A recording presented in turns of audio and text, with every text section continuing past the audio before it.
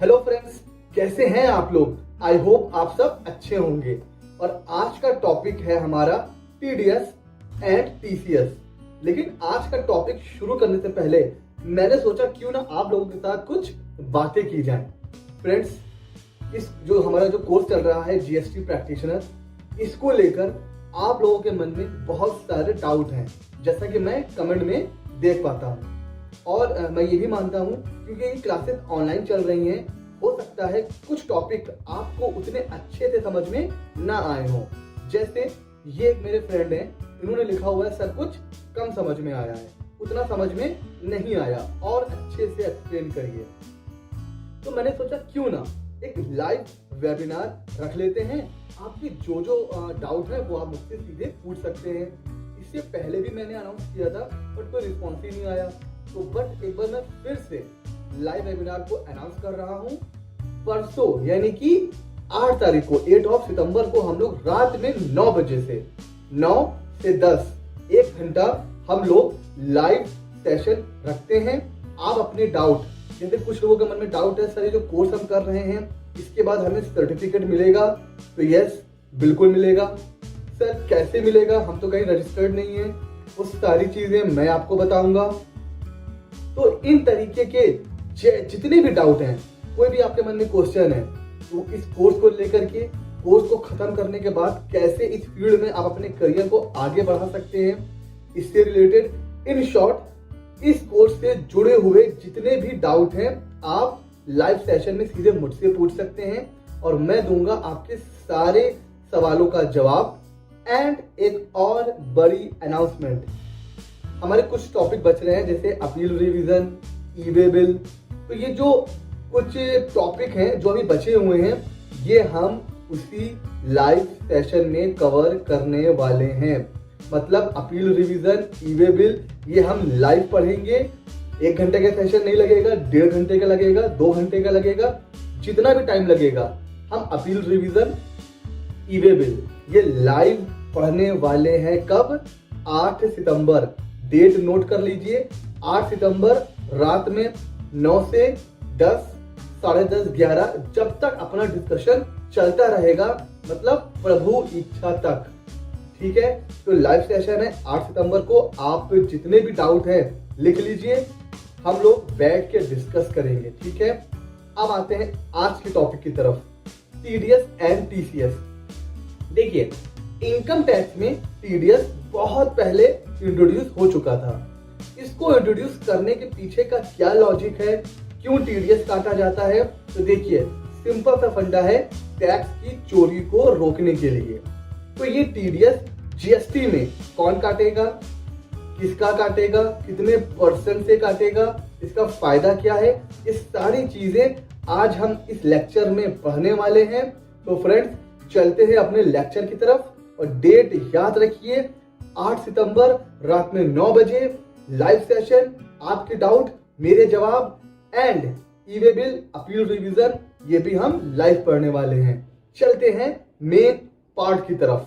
अब हम समझेंगे टीडीएस एंड टीसीएस, ये होता क्या है, कब कब एप्लीकेबल होता है और इसको टीडीएस काटने के पीछे आखिर क्यों इस कॉन्सेप्ट को। देखिए, इनकम टैक्स में तो ये कॉन्सेप्ट पहले से था, जीएसटी में टीडीएस इंट्रोड्यूस क्यों किया गया। तो देखिए, सबसे बड़ा जो रीज़न है वो यही है कि टैक्स की चोरी को रोकने के लिए, जीएसटी की चोरी रुक जाए, इसके लिए टीडीएस का कॉन्सेप्ट कहीं ना कहीं इंट्रोड्यूस किया गया। अब क्वेश्चन ये उठता है कि सर इससे कैसे जीएसटी की चोरी रुकेगी।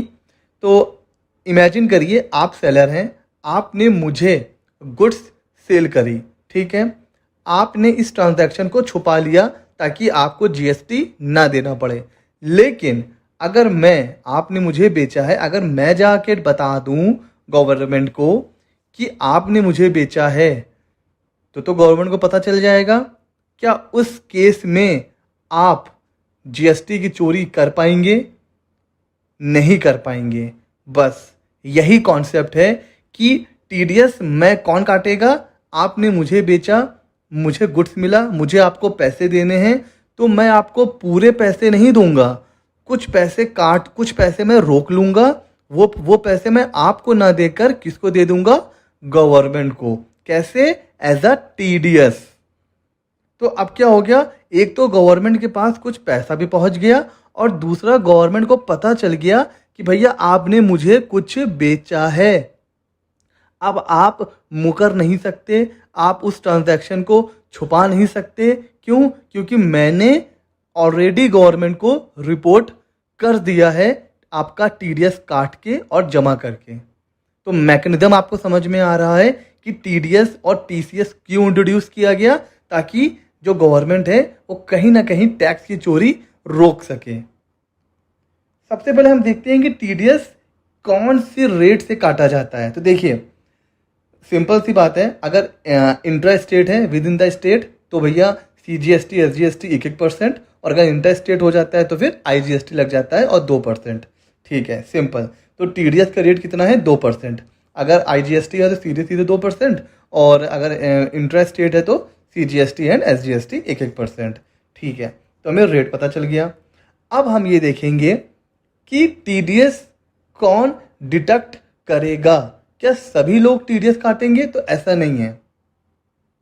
सिर्फ वो डिपार्टमेंट या एस्टेब्लिशमेंट, किसके? स्टेट गवर्नमेंट के या सेंट्रल गवर्नमेंट के। जो बॉडीज होते हैं, जो डिपार्टमेंट होते हैं, जो कौन स्टैब्लिश करता है? या तो सेंट्रल गवर्नमेंट या स्टेट गवर्नमेंट। वो दूसरा, कोई लोकल अथॉरिटी होती है, जैसे हमारे डेवलपिंग अथॉरिटीज होते हैं, दिल्ली की है दिल्ली डेवलपमेंट अथॉरिटी, लखनऊ की एलडीए होती है, लखनऊ डेवलपमेंट अथॉरिटी। इस टाइप की जो गवर्नमेंट अथॉरिटीज़ होती हैं, लोकल अथॉरिटीज़, वो कोई गवर्नमेंट एजेंसीज, और इनके अलावा हर वो पर्सन जिसको गवर्नमेंट नोटिफाई कर देगी। ठीक है, ये लोग कब काटेंगे टीडीएस? अगर मैंने कोई सर्विस या गुड्स किसको दिया, ये जो 4 लोग हैं, इनको मैंने कोई गुड्स दी या सर्विस दी, तो ये बदले में मुझे पैसा देंगे। तो ये मुझे पूरा पैसा नहीं देंगे, मेरा टीडीएस काट के 2% वो जमा कर देंगे सीधे सरकार को, गवर्नमेंट को, और 98% मुझे दे देंगे। कौन लोग? ये 4 लोग बस। इनके अलावा किसी को भी सर्विस या गुड्स दिया जाएगा, वो टीडीएस नहीं काटेगा। सिंपल। ठीक है, आगे चलते हैं। अब देखते हैं कि लिमिट क्या है टीडीएस काटने की। ऐसा नहीं है कि आपने 10,000 रुपए का कोई गुड्स या सर्विस सप्लाई करी और उस पर सामने वाला टीडीएस काट लेगा। इसके लिए कुछ लिमिट है। वो लिमिट क्या है? जो गुड्स या सर्विसेज एक रजिस्टर्ड पर्सन सप्लाई कर रहा है, किसको सप्लाई कर रहा है? जो पर्सन अभी हमने देखे हैं। इन शॉर्ट, किसी गवर्नमेंट या किसी गवर्नमेंट की अंडरटेकिंग या उसके इस्टेब्लिशमेंट, या कोई गवर्नमेंट की जो पीएसयूज होते हैं, या वो नोटिफाई पर्सन जिनको गवर्नमेंट ने नोटिफाई कर रखा है। आपने कोई गुड्स या सर्विस इन चारों में से किसी को दी, और वो जो गुड्स है और सर्विस है उसकी जो वैल्यू है वो 2.5 लाख से ज़्यादा है। और क्या लिखा हुआ है? Exclusive of GST. ये जो 2.5 लाख रुपए है ना, इसमें जीएसटी को इंक्लूड नहीं करना है। जीएसटी के अलावा अगर 2.5 लाख से ऊपर है तो ही आपका टीडीएस काटा जाएगा। सिंपल। आइए एक एग्जांपल से इसको समझते हैं। जैसे टैक्सेबल वैल्यू इस केस में कितनी है? 2,40,000। इसके ऊपर जीएसटी लगा 10% से 24,000। तो जो इनवॉइस वैल्यू हो गई वो हो गई 2,64,000। तो भैया 2,64,000 2.5 लाख से ऊपर है, क्या टीडीएस काट लें? नहीं, क्योंकि हमें क्या देखना है? Taxable value. टैक्सेबल वैल्यू कितनी है? 2,40,000। तो 2.5 लाख से नीचे है तो यहाँ पर कोई भी टीडीएस नहीं काटना है। अच्छा, अगर आपने उन 4 लोगों को, जो भी हमने देखे हैं ना, जो 4 लोग जो टीडीएस काटते हैं, अगर आपने उनको सपोज 4 बार गुड्स दिया है या कोई 4 बार सर्विस सप्लाई करी है, 4 अलग अलग कॉन्ट्रैक्ट हैं, और अगर चारों की वैल्यू मिला के 2.5 लाख से ऊपर हो रही है, जैसे 1-1 लाख के 4 कॉन्ट्रैक्ट, तो 4 लाख के 4 कॉन्ट्रैक्ट हो गए। अब क्या आपका टीडीएस कटेगा? नहीं। क्या लिखा हुआ है? Individual contract value will considered, मतलब हर एक वैल्यू, हर एक कॉन्ट्रैक्ट की वैल्यू अलग अलग देखी जाएगी। अगर 4 कॉन्ट्रैक्ट हैं 1-1 लाख के, तो भले ही चारों को मिला के 2.5 लाख से ऊपर जा रहा है, लेकिन इंडिविजुअल कॉन्ट्रैक्ट तो 2.5 लाख से नीचे है, तो कोई टीडीएस नहीं कटेगा। ठीक है, समझ में आ रहा है? आगे चलें। देखिए, कुछ यहां पर रूल का एग्जेम्पशन है, मतलब अगर भाई भाई को सर्विस या गुड्स दे रहा है तो भाई भाई का टीडीएस नहीं काटेगा। ये भाई भाई क्या है? देखिए, कोई department of central government, state government है, वो किसी दूसरे डिपार्टमेंट ऑफ सेंट्रल गवर्नमेंट या स्टेट गवर्नमेंट को गुड्स या सर्विस दे रहा है। कोई लोकल अथॉरिटी किसी दूसरी लोकल अथॉरिटी को गुड्स या सर्विस दे रहे हैं। कोई गवर्नमेंट एजेंसी किसी दूसरे गवर्नमेंट एजेंसी को, या कोई पीएसयू किसी दूसरे पीएसयू को कोई गुड्स या सर्विस सप्लाई कर रहे हैं, वैल्यू भी 2.5 लाख से ज़्यादा है, फिर भी टीडीएस की बात नहीं होगी। भाई भाई जब भी आपस में गुड्स एंड सर्विस देंगे तो हमें कैसे याद रखना है, भैया भाई भाई आपस में गुड्स एंड सर्विस दे रहे हैं, कोई टीडीएस नहीं काटा जाएगा। गवर्नमेंट ने खुद को भैया इस तामझाम से बाहर रखा है।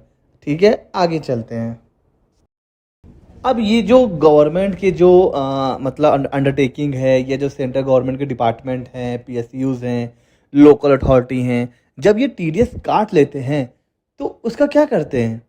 क्या वो उनकी जेब में चला जाता है? नो नो नो, पैसा जाता है गवर्नमेंट की जेब में। मतलब जब ये लोग आपका टीडीएस काटेंगे तो वो काट के जमा करेंगे किसके पास? गवर्नमेंट के पास। एंड उसके लिए भी ड्यू डेट है, with in 10 day of next month. अगर कोई टीडीएस काटा है इन द मंथ ऑफ सितंबर, तो उसका कब तक पेमेंट कर देना है? 10th of October. अक्टूबर में काटा है तो फिर 10 नवंबर, नवंबर में काटा है तो फिर 10 दिसंबर, दिसंबर में काटा है तो फिर 10 जनवरी। ऐसे ही ड्यू डेट चलती रहेगी। तो जिस मंथ में टीडीएस काटा है, बस उसके अगले मंथ में विद इन 10 डेज उसको कहाँ क्या करना होता है? डिपॉजिट करना होता है और एक रिटर्न फाइल करना होता है GSTR 7। अगर ऐसा नहीं करेंगे तो 100 रुपीज़ पर डे की पेनाल्टी आएगी, और वो कितनी हो सकती है? मैक्सिमम 5000। और ये 5000 क्या है? ये एक जीएसटी की बात है, मतलब ये CGST है, मतलब CGST प्लस SGST दोनों में 5-5 हज़ार, यानी कि 10,000 रुपये। ठीक है, तो ये है पेनाल्टी अगर आपने टाइम से टीडीएस नहीं जमा किया तो। कुछ और इंपॉर्टेंट पॉइंट्स हैं, उनको देख लेते हैं। देखिए, अगर आप मतलब कोई गवर्नमेंट डिपार्टमेंट या कोई लोकल अथॉरिटी पीएसयूज, ठीक है, अगर देखिए ये कोई सेल तो नहीं करते हैं, ये कोई सर्विस भी नहीं देते हैं, गुड्स भी नहीं देते हैं। ये तो क्या होते हैं, जो गवर्नमेंट की अंडरटेकिंग्स होती हैं, गवर्नमेंट्स के ही कोई ना कोई काम कर रहे होते हैं। ठीक है, जो गवर्नमेंट की योजनाएं होती हैं उनको इम्प्लीमेंट करना, जैसे फॉरेस्ट डिपार्टमेंट होता है, वो क्या करते हैं भाई, फॉरेस्ट डिपार्टमेंट की जो भी योजनाएं होती हैं उनको इम्प्लीमेंट करते हैं। सड़क परिवहन होता है, रोड बनाने का काम होता है। परिवहन विभाग क्या करता है, जो भी बस वगैरह है उनका आती जाती हैं, रोड ट्रांसपोर्ट, उसको मैनेज करता है। तो ये बेसिकली करते क्या है गवर्नमेंट के डिपार्टमेंट? गवर्नमेंट की योजनाओं को ही तो इम्प्लीमेंट करते हैं। ये खुद तो कोई गुड्स या सर्विस देते नहीं हैं, तो ये जीएसटी में रजिस्ट्रेशन भी नहीं लेते हैं।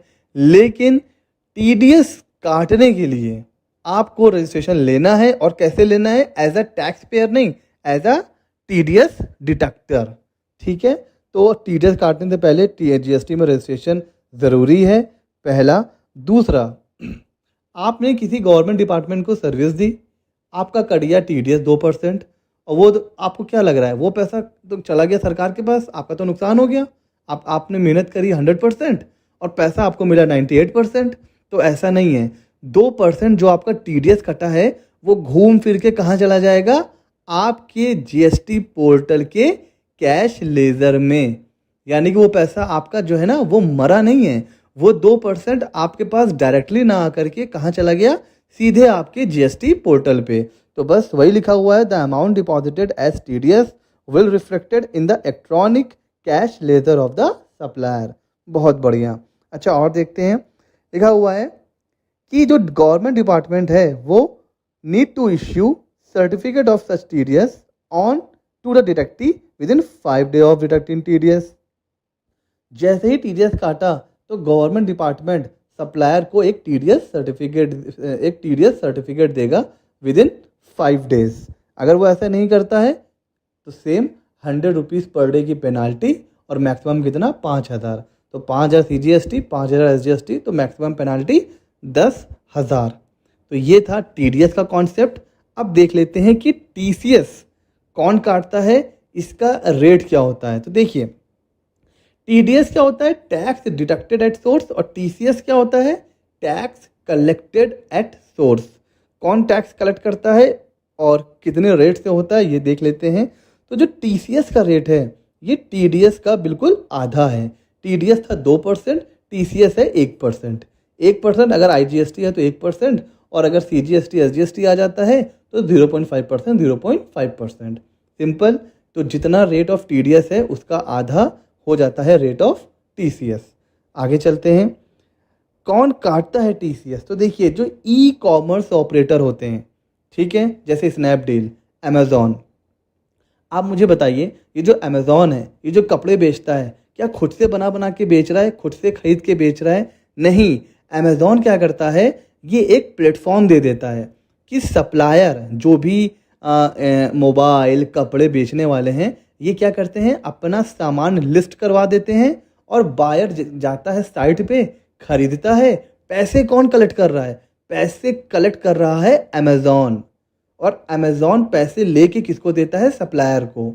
तो अमेजॉन एक क्या है, मीडियोकर है, ठीक है, बीच का मीडियोकर है, सिर्फ ट्रांजैक्शन को प्लेस करने के लिए एक प्लेटफॉर्म दे रहा है, ठीक है। तो अब पैसा अमेजॉन लेके सप्लायर को देता है। तो कौन काटेगा, TCS। TCS जो काटेगा, सॉरी TCS काटा नहीं जाता है, TCS कलेक्ट किया जाता है। तो सप्लायर के बिहाफ पे अमेजॉन यानी कि ई कॉमर्स ऑपरेटर वो TCS कलेक्ट करेगा, और यहाँ पर कोई लिमिट नहीं है। TDS में 2.5 लाख की लिमिट थी, यहाँ पर कोई लिमिट नहीं है।